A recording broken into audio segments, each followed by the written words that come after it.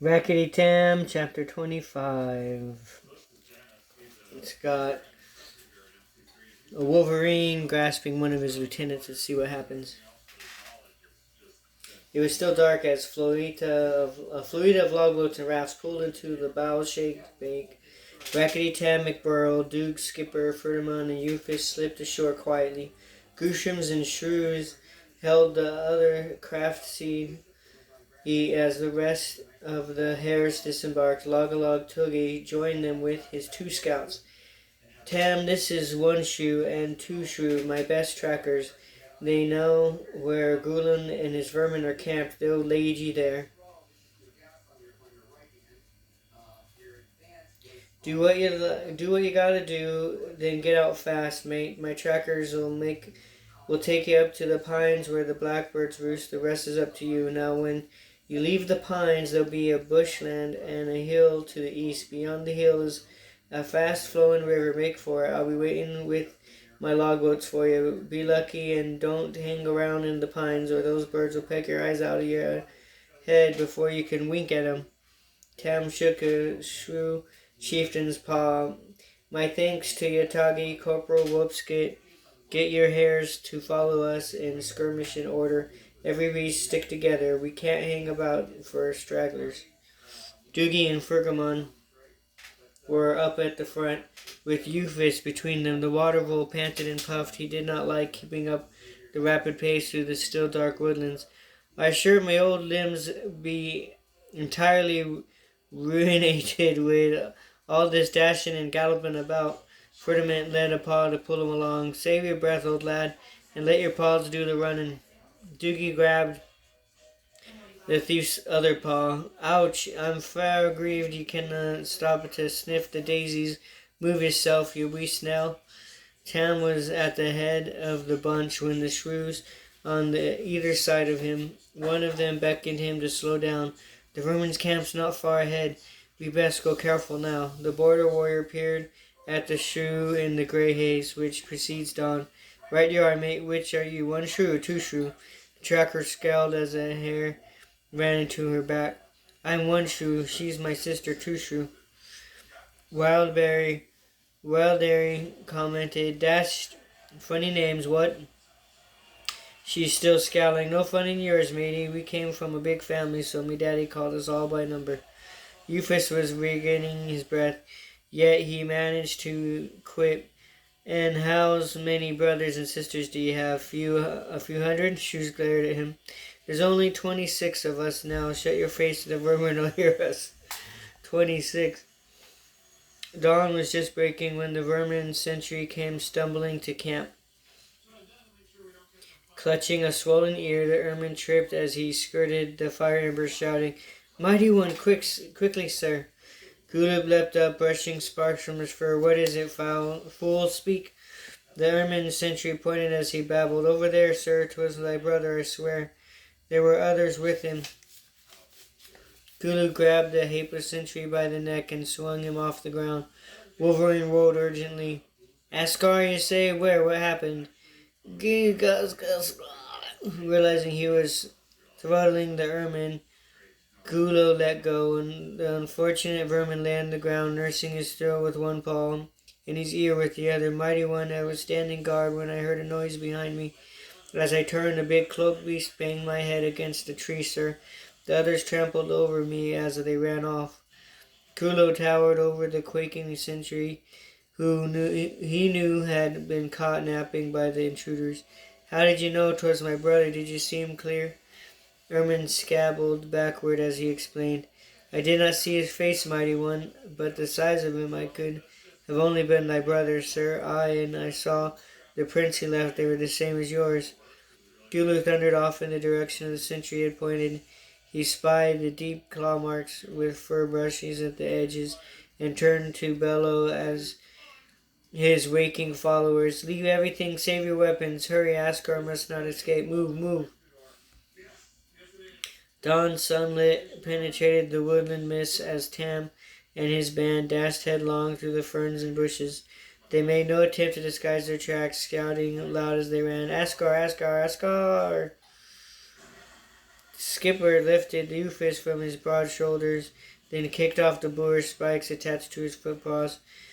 He ripped apart the two cloaks which had been sewn together, winking at Ufus. Well, matey, do you reckon that did the trick, eh? The bullfeet grinned. Aye, 'twas a grand old rooster. But don't you think of a fine big beast like yourself could do carrying a poor warmint wool a bit further on those strong shoulders? The otter chief nodded readily. Good idea, Chili. I'll carry you till midday, then you carry me till sunset. Is that a bargain? Rufus shook his head ruefully. Ah, you a dreadful pink-tailed old hooligan you are. So here's myself thinking you were a kind friend. Rufus, Yerman yells from not too far behind, set them running, spellbound. Again, Doogie grabbed the wolver's paw. Wish McBurrow think up some plans and that are a wee bit slower. Come on, you wee laggard, before you come up vermin vittles. Tam urged every beast onward, and he took up a rear with Corporal Whoopscott and Frittermond, allowing the Goosham trackers to lead every beast to the pines. But he speeded up as the vermin howls behind them grew louder. He smiled wryly at Tam. Pretty desperate plan of yours, McBurrow. Let's hope the blackbirds haven't tootled off to their distant blinking cousins, what? Tam dropped back a pace. No need to run so fast. We don't want to lose Gulio's mob, do we? Ferdinand slowed to match Tam's pace. You're right there, old sport, but risky though, ain't it? And soon the vermin swelled louder through the trees. They were drawing closer. Tam laughed recklessly. All the best plans are a bit risky, Ferdy. Mind those tree roots now. There's a steep hill coming up. Unfortunately, neither Doogie nor Ufus was within hearing of Tam's remark. The watervale was gripping the Highlander's paw tight as he tripped over a mess of protruding hawthorn roots. They cartwheeled sideways and shot off to the side, rolling downhill together. Crashing through the bushes, but luckily avoiding several big trees, the pair thudded down into a dried-up ditch, deep with the seasons of leaf loam. Dizzy and bruised, Doogie managed to sit upright so his head stuck over above the loam. He spouted a few dried leaves. Ack, you fiddle's paw fool! Why did you let go of my paw? The head of Euphorus emerged with a crown of rotten leaves wreathing it. Give over, you fur-tailed fibber of your paw is trying to stop falling, and that's the thanks I get. You squirrels are miserable old things, sure enough. Whoops. Duck your head, quick. He pulled Doogie beneath the leaves, and the vermin 100 passed, yelling and shouting. When the sounds receded, they both sat up. Doogie sat up, more leaves. Aye, thinking you've been dropping from Tam's plan, eh? Euphorus sighed with relief. Oh, well, thank goodness for that. There's an end to all that running like a mad beast. Doogie stood up and immediately had to sit down, again groaning in pain. I think it's been broken my footpaw. The watervale scrambled out of the ditch. He hauled his friend up and inspected the damaged limb. Sure, that's never broken. 'Tis only an old paw sprain. And you've chipped a claw. I can fix that up for you. The Highlander sat there bemoaning his fate. I've missed a brawn fight and we've lost, and my paw's aching fit to beat the band.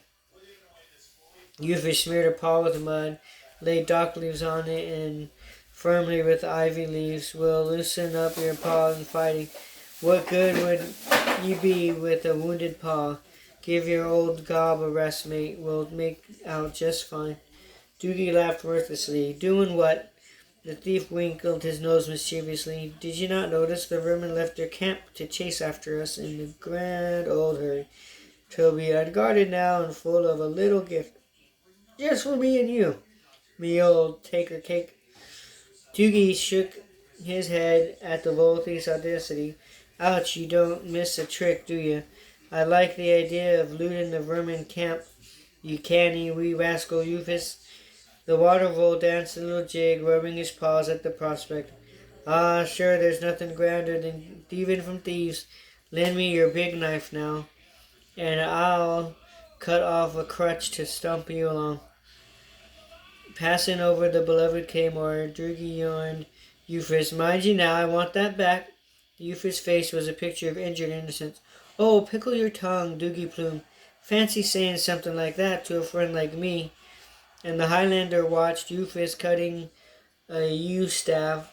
Rakkety Tam Ch, the only true friend I've ever had, and I hope his plan's working out well for him right now. Tam noticed that the woodlands were not as dense as the ground under paw had become sandy. Overshoe pointed through the thinning trees as they ran. You can see the pines up yonder. Look, beyond the trees a stretch of heathland spread up to a gentle rise, atop which the sizable area of pine trees. Tam, however, could not see no rooks or crows hovering about them. He mentioned this to Grisham guides. I don't see any of the blackbirds around those pines. Too sure to discern. Don't let that fool you, sir. The villains are there, sure enough. Once you agreed with your sister. Aye, you just try entering those trees and you'll see 'em all right. Corporal Booty Whoops could cast a backward glance. Birds or not, we'll have to go forward pretty sharpish, old chap. The foes beast right on our tails in a few ticks, so what's the plan, huh?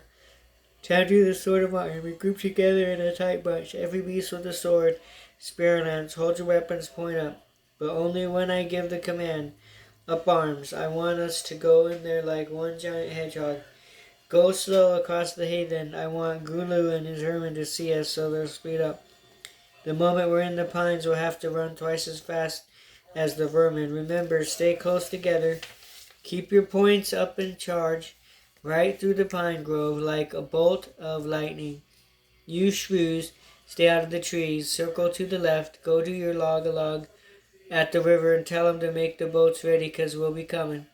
Whoopscump gripped his sword's hilt as he gave order. Long patrol blades, spears, and javelins at the ready. Advance in closer order at the jog.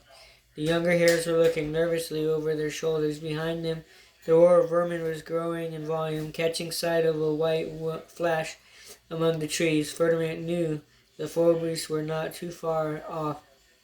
He was relieved to hear the corporal complete his commands. Steady at the rear, long patrol will advance. Alright, we'll see you in chapter 26. Love you guys. Bye.